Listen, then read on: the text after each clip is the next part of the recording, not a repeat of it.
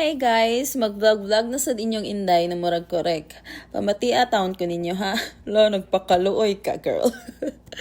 So, this is yesterday's ganap. So, nag-jogging ko in the morning. Tapos, pag uli, kita ko sa partner na nagkuri-kuri siyang sakyanan. So, nang huwam kog host, inko, pahugma ko kay mamisbis ko, kay init kayo, loy kayong tanom. Yan, itabang na ko after niya. So, gibanlawan akong ang car para makalaag na. So, taran! Laag na yung inyo inday. Nato tayo may Oxbridge trail. Kay on the way siya, asa mi mo adto. So, tanawa, more Pilipinas, di ba? Na nakaka sa forest.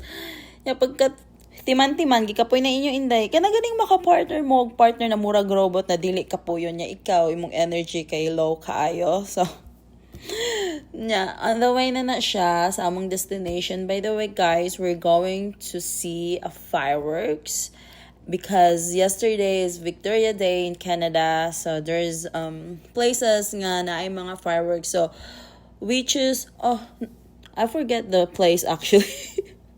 Where we went, but it is all worth it. So, mauna na siya. We drove 1.5, I think 2 hours just to see the fireworks. Imagine.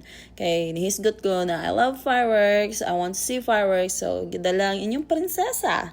So, niabot namin sa place and daghan kayong tao. For the first time, kita ko ingana kadaghang tao sa Canada. Like, nanaga na sila kay magsugod na daw ang fireworks niya. Nangita sila best spot where is the fireworks. Pero at the end, kita gihapon may nice spot to enjoy the fireworks.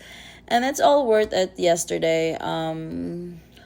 Na-enjoy ko. Like, I don't know when is the last time I saw fireworks in my life.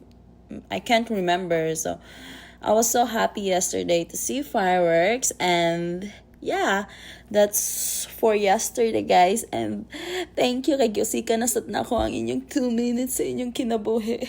That's all. Bye-bye!